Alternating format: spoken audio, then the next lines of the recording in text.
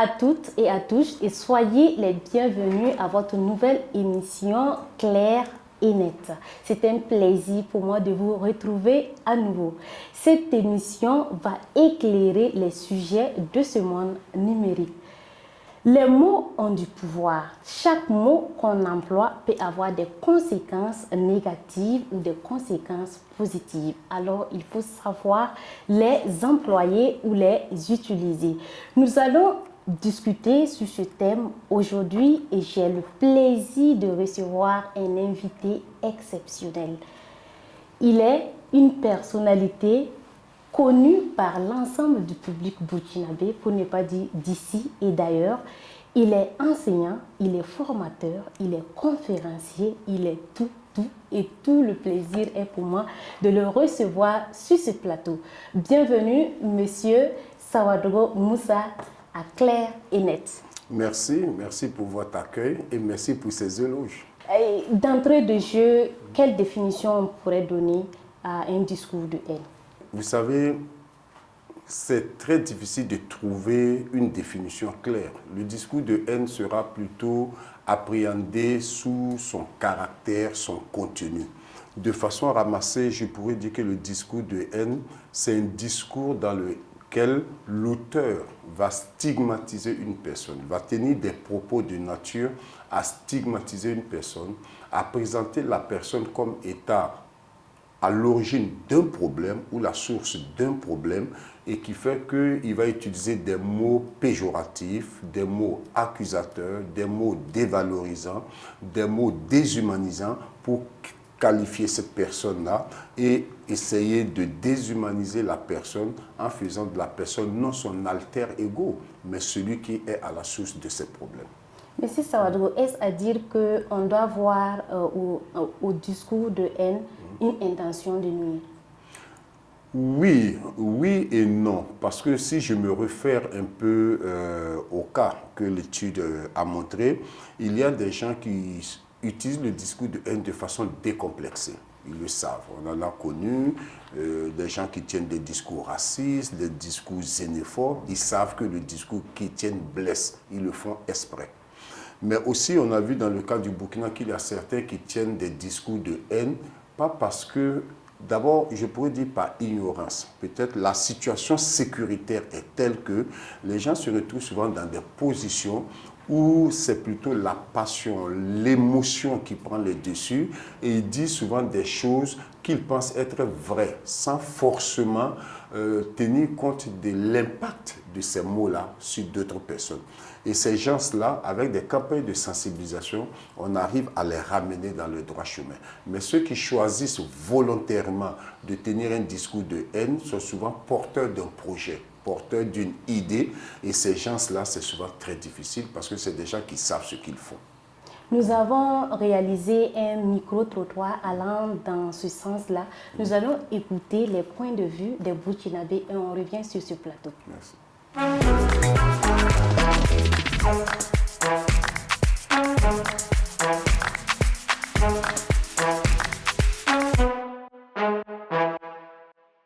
Bon, selon moi, oui. Parce qu'en likant, en commentant, c'est comme s'il était d'accord avec ce que la personne a écrit. Si on part déjà sur la base du discours de haine, on peut dire effectivement que liker, partager un discours de haine peut engager effectivement notre responsabilité pénale. Parce que nous sommes dans un état de droit. Et quand on parle d'un état de droit, c'est un état qui est régi par un ensemble de règles. Donc le fait de liker vise à montrer qu'on est d'avis, on acquiesce, on accepte. Nous sommes dans la même veine d'idée que l'auteur même du discours. On ne peut pas généraliser. Par exemple, dire que partager un discours de haine, c'est engager sa responsabilité. En ce sens qu'on peut partager un discours de haine, mais avoir un commentaire qui suit ce partage-là, un commentaire à contrario de ce discours-là.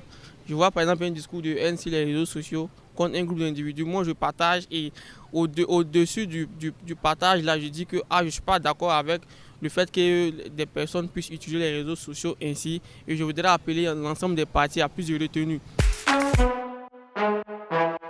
Retour sur ce plateau. Alors, Monsieur Sawadro, pensez-vous des interventions des uns et des autres? Je pense qu'il y a quand même une unanimité qui se dégage parce qu'on sent que tous ceux qui ont été interviewés reconnaissent que le discours de haine n'est pas une bonne chose. Et beaucoup reconnaissent d'ailleurs que sur le plan pénal, il peut y avoir des conséquences. Donc, il y a une unanimité pour dire que ce n'est pas une bonne chose. Maintenant, il y a un élément particulier qui a retenu mon attention, c'est les likes sur les réseaux sociaux. Il y a certains qui disent qu'on like pas forcément parce qu'on aime, mais on veut juste partager pour que d'autres sachent ce qui a été dit et on peut même faire un commentaire négatif après. Mais oui, je comprends l'intention de ça, mais au niveau de la loi au Burkina Faso, une fois qu'on liker, c'est en anglais, ça veut dire aimer. Donc quand on like, ça veut dire qu'on aime. Et je pense que vu cette ignorance de la population souvent, et c'est de voir un peu est-ce que des structures de régulation comme le CSE, comme la brigade de lutte contre la cybercriminalité, ne peuvent pas entrer en contact avec des structures comme Meta pour que, à côté du lac qui fait comme ça, on puisse mettre un signe qui fait comme ça. Au moins qui est carrément visible, qui peut peut-être aider les gens à acheter. Parce que souvent, c'est un partage simplement par ignorance ou parce qu'ils ne sont pas conscients des conséquences. Alors que la loi est très claire. Quand tu partages, tu deviens diffuseur aussi. Et tu assumes tes responsabilités. Mais si tu partages le post ou la publication, mais avec un commentaire accompagné. Oui, je sais qu'on a eu un débat avec le CSC autour de cette question. Et la question, c'était de dire, quand je vois un post qui ne me plaît pas, je commente. Je peux commenter et marquer ma désapprobation. Mais si je le partage, c'est autre chose. C'est un autre acte de partager. Parce que partager, c'est permettre à d'autres personnes qui peut-être n'auraient pas eu accès à l'information de comprendre, de voir ce qui se passe. Donc, grâce à votre partage, d'autres personnes, si le discours de haine touchait peut-être 500, 600 personnes, grâce à votre partage, l'audience du discours devient beaucoup plus grande. Et je pense que c'est là où votre responsabilité est engagée. Mais il y a aussi certaines personnes qui font des captures et qui partent publier sur leurs publications en mettant peut-être des intentions pour dire c'est pas bien, un truc comme ça. Que dit la loi concernant cela? Mais sur cette question, quand on a discuté avec le CSC, et je parle beaucoup sous réserve, le conseil que le CSC a donné, ne partagez pas. Point. Si vous savez que ce n'est pas bon, vous savez que ça peut tomber sur le coup de la loi, vous ne partagez pas. Et pire, la loi nous dit aussi qu'aujourd'hui, quand quelqu'un vous tague sur Facebook et il tient des propos, ça vous engage. Donc, c'est-à-dire que moi, je peux écrire des propos et puis je mets Moussa Sawadoro avec Aïcha, etc. Peut-être que vous ne savez même pas. Et je tiens des propos diffamatoires, haineux et tout ça. Tant que vous ne repartez pas sur la page pour dire « Moussa, je suis en désaccord avec ce que tu as dit, retire mon nom dessus », votre silence est considéré comme une approbation. Donc, si je suis condamné, vous l'êtes aussi. La loi est peut-être bête, mais c'est comme ça. Alors, il faut prendre ses précautions et bien sûr chercher également les lois en la matière pour lire et bien comprendre. Alors, M. Saodo, vous avez mené des études allant dans le sens des discours de haine. Dans ce contexte difficile, quel est l'état des lieux? C'est très grave. Pour vous parler franchement, c'est très grave et j'ai peur. J'ai peur parce que peut-être que j'ai la malchance d'avoir des éléments de comparaison par rapport à certains pays où j'ai travaillé sur ces questions, comme le Rwanda, le Burundi, la Centrafrique et consorts. Et je vois ce que le discours de haine produit dans la société. En réalité, c'est un discours qui crée le divisionnisme entre les gens, qui sépare les communautés, qui défavorise les gens. Et le discours de haine, quand il arrive à un niveau de dévalorisation, à un niveau de déshumanisation, il y a le quatrième niveau qui vient, c'est l'élimination physique. Parce qu'à partir du moment où vous arrivez à mettre dans la tête de quelqu'un que son prochain n'est être humain que par la forme, mais son âme, c'est une âme de cafard, de crapaud. Donc si vous le tuez, en fait, ce n'est pas un être humain. C'est un être humain par apparence. Mais en réalité, c'est un cafard, c'est un crapaud que vous avez tué. Et c'est pour cela que les crimes qui sont liés au discours de haine sont des crimes très violents. Et c'est des crimes où, souvent, ceux qui font ça le font de façon propre, parce qu'ils sont convaincus qu'ils sont en train de faire un bon travail de nettoyage. C'est après que peut-être ils sauront qu'ils ont été manipulés, mais sur le coup, c'est très dangereux. Est-ce qu'on peut contrer les discours de haine au Burkina de façon pratique? D'abord, il faut que ça commence dans les familles. Et ça, j'ai l'habitude de dire quelque chose. Moi, je jette un peu le pavé dans la mare. Je dis souvent, l'éducation traditionnelle qu'on a favorise le discours de haine.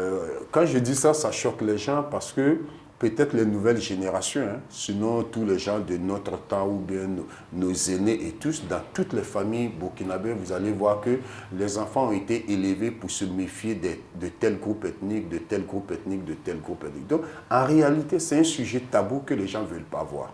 En temps de paix, ça passe sous silence. Mais en temps de crise, c'est des éléments qui arrivent. Après, on va dire, ceux les agissent comme ça parce que c'est tel groupe ethnique. Tel groupe ethnique, c'est comme ça. Donc, c'est comme s'il y a une graine de divisionnisme qui est latent en nous. Donc, c'est pour ça que je pense qu'il faut d'abord revoir même l'éducation dans les familles. La deuxième chose, c'est l'école. Au niveau des écoles, il faut qu'on apprenne au Burkinabé ce que c'est qu'un Burkinabé. Parce que dans notre pays, si vous voyez la montée des courants religieux, des extrémismes et consorts, c'est quelque part aussi parce qu'on manque de ce que j'appelle une culture de l'État, où, c'est-à-dire les lois de l'État sont au-dessus de tout. Il y a des endroits, vous le savez très bien, les gens vont aller résoudre leurs problèmes chez le Naba que d'aller à la justice. Il y a des endroits, quand le chef religieux a parlé, même les ministres se plient. Même l'État lui-même se plie devant. Donc, ça ne peut pas continuer comme ça. Donc, il faut que l'État reprenne sa place assez forte avec une culture d'État, des lois claires, appliquées avec sévérité. Et puis, l'autre élément, c'est aussi nous, les médias, qui sommes quand même des médiateurs au sein de la société. Je pense que beaucoup de journalistes ont été formés au journalisme sensible, au conflit et tout ça.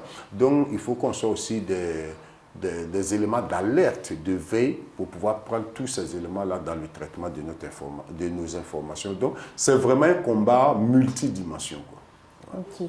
Et quand on parle de discours de haine, généralement, de nos jours, c'est en ligne. Et c'est le sujet même qui nous réunit aujourd'hui.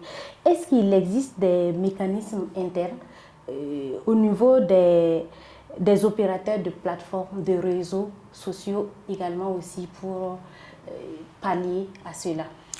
Oui, il y en a parce que vous avez vu un peu tout le débat qu'il y a avec Meta aujourd'hui.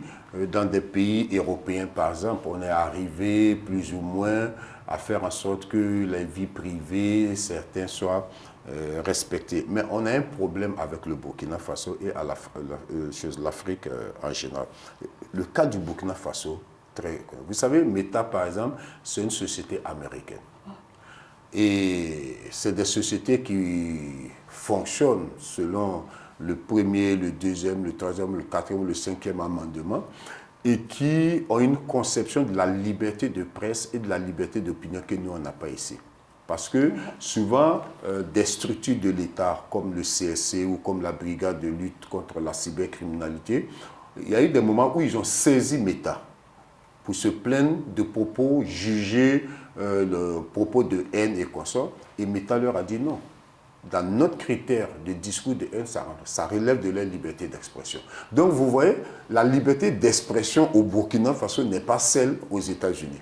Donc il y a des moments où les pays africains vont demander à Meta, il faut taper parce que c'est un discours de haine, et Meta va dire non, non, non, ça c'est pas un discours de haine, les gars ils s'expriment. C'est plutôt vous qui êtes dans la dictature. Donc, vous voyez, il y a tout un débat. Or, nos pays ne sont pas bien outillés pour faire face à Meta. Mais je sais qu'il y a des discussions qui sont en cours aujourd'hui.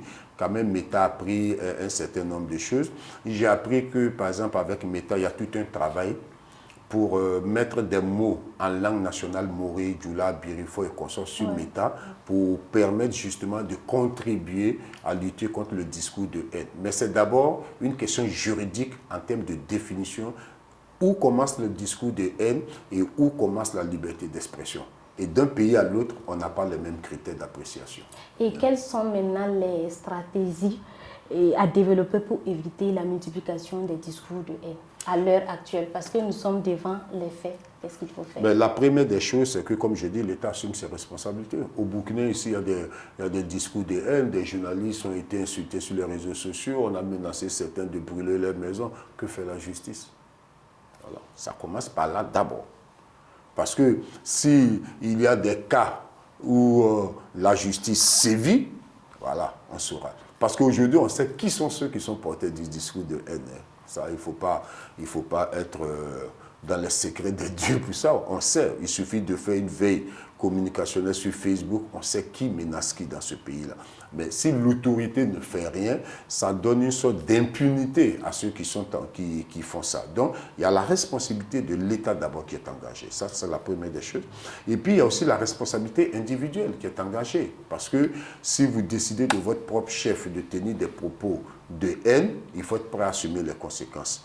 Maintenant, il y a ce que aussi les OSC font. Que ce soit, par exemple, l'ABB, j'ai vu que vous avez reçu quelqu'un de l'ABB, d'autres éducommuniques ou d'autres, qui font régulièrement des campagnes de sensibilisation. Et je pense que ça aussi, c'est quelque chose de très bon, même si de mon point de vue, je pense qu'il faut commencer à mettre un peu d'ordre dans ça. Il y a un peu trop d'OSC qui commence à naître autour du discours de haine parce que c'est mobilisateur de fonds, mais je pense qu'il faut peut-être essayer d'harmoniser un peu tout ça. Donc il y a aussi dans les écoles, les enseignants doivent être aussi formés à tout ça, les parents dans les familles, et vous et moi, même dans nos grains de thé, tout le monde. Voilà, même dans nos grains de thé, de temps en temps, on doit dire, voilà, ce que tu as dit là, c'est pas vrai, c'est raciste, c'est ceci, et je pense que tout ça participe. Merci d'avoir répondu à notre invitation, M. Sawadro. C'était un plaisir. Merci, un plaisir partagé. À vous, chers téléspectateurs, chers internautes, c'était un plaisir pour moi de vous retrouver à nouveau pour cette nouvelle émission de Clair et Net. Merci à vous de nous avoir suivis. On se retrouve très prochainement pour un nouveau numéro. En attendant, le débat continue chez vous. Bye.